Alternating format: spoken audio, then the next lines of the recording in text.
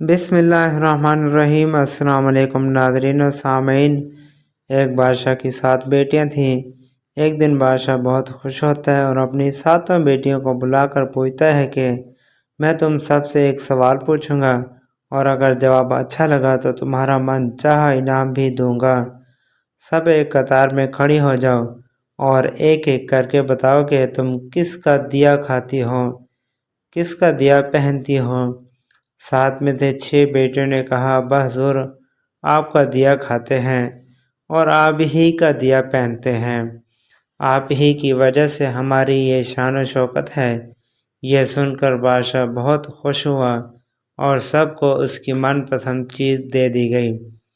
جب سب سے چھوٹی بیٹی کی باری آئی تو اس نے کہا کہ میں اللہ کا دیا کھاتی ہوں اور اپنی قسمت کا پہنتی ہوں اور یہی میرا نصیب ہے جو کچھ مجھے ملتا ہے۔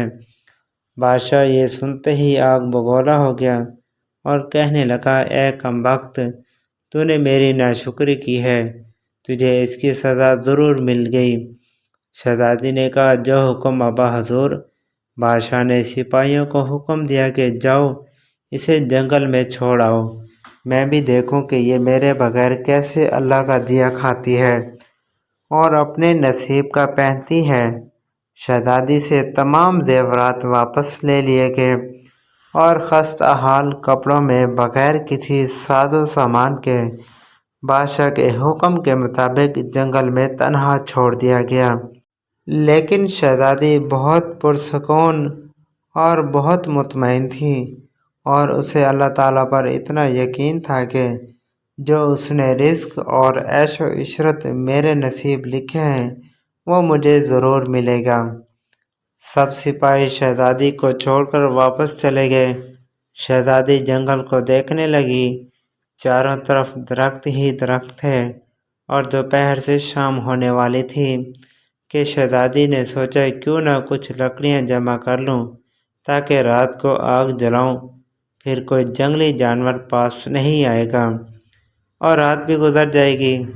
شہزادی جنگل میں لکڑیاں ڈھونڈنے چل پڑی۔ اس کی نظر ایک جھونپڑی پر پڑی جہاں باہر ایک بکری بندھی ہوئی تھی اور اندر سے کھانسنے کی آواز آ رہی تھی۔ پہلے تو شہزادی بہت حیران ہوئی کہ اتنی ویران سی جگہ پر جھونپڑی کیسے؟ جب وہ جھونپڑی کے اندر داخل ہوتی ہے تو کیا دیکھتی ہے کہ ایک بوڑھا ضعیف ایک چارپائی پر لیٹا ہے اور کھانستے کھانستے پانی پانی پکار رہا ہے۔ شہزادی ادھر ادھر دیکھتی ہے تو کونے میں ایک پانی کا گھڑا پڑا ہوتا ہے۔ وہ گلاس میں پانی بھر کے بوڑھے ضعیف کو پلاتی ہے اور جھونپڑی کی صاف صفائی کرتی ہے۔ اتنے میں بوڑھا ضعیف شہزادی سے پوچھتا ہے کہ بیٹی تم کون ہو اور اتنے بڑے جنگل میں تم اکیلی کیا کر رہی ہو؟ تب شہزادی اسے بتاتی ہے کہ وہ یہاں تک کیسے پہنچی۔ بوڑھا ضعیف اسے جھونپڑی میں ہی رکنے کا بولتا ہے اور کہتا ہے کہ میں شہر میں کام کرتا ہوں، صبح شہر چلا جاؤں گا اور 8 دن کے بعد آؤں گا، تم یہیں رہو اور جھونپڑی میں کھانے کا سامان ہے اور ندی پاس ہی ہے، تم وہاں سے گھڑا بھر لیا کرنا۔ صبح کو بوڑھا ضعیف شہر چلا جاتا ہے اور شہزادی یہاں اکیلی جھونپڑی میں سب صفائی کر کے بکری کا دودھ نکالتی ہے، آدھا اپنے لیے رکھتی ہے اور آدھا باہر ایک کونے میں برتن میں ڈال کر رکھ دیتی ہے کہ رات کو کوئی جانور بھوکا یا پیاسا ہوگا تو پی لے گا، اور خود اندر جا کر سو جاتی ہے۔ صبح سویرے جب شہزادی اٹھتی ہے تو کیا دیکھتی ہے کہ دودھ کا برتن خالی اور پاس ایک لال پڑا ہے جو دکھنے میں بہت ہی نایاب اور قیمتی معلوم ہوتا ہے اور پاس ہی سانپ کے نشان بھی نظر آتے ہیں۔ تب شہزادی کو یاد آتا ہے کہ بچپن میں اس نے سنا تھا کہ جب کوئی نایاب سانپ بہت خوش ہوتا ہے تو ایک ایسا لال اگلتا ہے کہ جس کی قیمت ہیرے جواہرات سے بھی مہنگی ہوتی ہے۔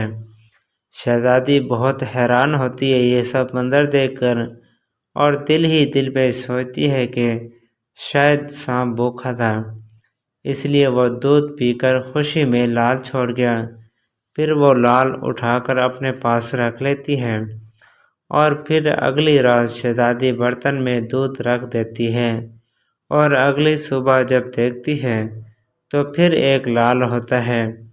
ایسے ہی کرتے 7 دن گزر جاتے ہیں اور شہزادی کے پاس 7 لال جمع ہو جاتے ہیں اور اس دن بوڑھا ضعیف بھی آ جاتا ہے۔ تب شہزادی اسے لال دکھاتی ہے اور سارا واقعہ بتاتی ہے تفصیل کے ساتھ، اور بوڑھے ضعیف کو 3 لال دیتی ہے اور کہتی ہے کہ شہر جا کر یہ لال بیچ دو اور آتے وقت اپنے ساتھ محل بنانے والے مزدور کو لے کر آنا۔ باقی کے 4 لال شہزادی اپنے گلے میں مالا کے طور پر پہن لیتی ہے اور کچھ ہی مہینوں میں جنگل میں ایک عالیشان محل تیار ہو جاتا ہے جس میں بوڑھا ضعیف اور شہزادی رہنے لگتے ہیں۔ ایسا خوبصورت محل جس میں ہر آرائش، نوکر چاکر، ڈھیروں نعمتیں موجود ہوتی ہیں۔ شہزادی جنگل میں لکڑی کی فیکٹری لگا دیتی ہے جس میں غریب کام کرتے ہیں اور ان کی روٹی بھی چلتی رہتی ہے۔ دیکھتے ہی دیکھتے جنگل شہر نما بن جاتا ہے اور دور دور تک دھوم مچ جاتی ہے کہ شہزادی بہت رحم دل ہے۔ یہ خبر ایسے ہی بادشاہ تک پہنچتی ہے تو بادشاہ کے دل میں اشتیاق ہوتا ہے کہ دیکھو تو صحیح کون سے ملک کی شہزادی ہے جس کی اتنی تعریف ہے۔ بادشاہ سپاہیوں کے ہاتھ پیغام بھیجتا ہے شہزادی سے ملنے۔ یہاں شہزادی کے سپاہی جب شہزادی کو بتاتے ہیں تو شہزادی یہ حکم دیتی ہے کہ بادشاہ سلامت ایک ہی شرط پر ہم سے مل سکتے ہیں کہ وہ اپنی تمام بیٹیوں کے ساتھ آئیں۔ سپاہی جا کر بادشاہ کو پیغام دے دیتے ہیں۔ ایک دن بادشاہ اپنی تمام بیٹیوں کے ساتھ شہزادی کے محل میں جاتا ہے۔ شہزادی ان سب سے ملتی ہے چہرے پر نقاب کر کے اور ان کے لیے 7 رنگ کے کھانے پیش کرتی ہے اور ہر کھانے کے ساتھ اسی رنگ کا جوڑا زیورات پہن کر آتی ہے۔ محل کی شان و شوکت، خوبصورتی اور شہزادی کا انداز بادشاہ اور باقی تمام شہزادیوں کو بہت حیران اور متاثر کرتا ہے۔ آخر میں بادشاہ شہزادی سے کہہ ہی دیتا ہے کہ تم میری بیٹی کی جگہ پر ہو اور میں بھی تمہارے کہنے پر اپنی تمام بیٹیوں کے ساتھ آیا ہوں، پھر ہم سے یہ پردہ کس لیے؟ بہت اصرار پر شہزادی کہتی ہے ٹھیک ہے، میں تیار ہو کر آتی ہوں۔ سب شہزادیاں آپس میں سرگوشی کرنے لگ جاتی ہیں کہ اتنی تو تیار ہے، اتنے مہنگے زیورات پہنے ہیں، اب اور کتنا تیار ہو کر آئے گی۔ اتنے میں کیا دیکھتے ہیں کہ دور سے ایک خستہ حال کپڑوں میں کوئی آ رہا ہے اور غور کرنے پر بادشاہ کو یاد آتا ہے کہ یہ ابھی تک زندہ ہے۔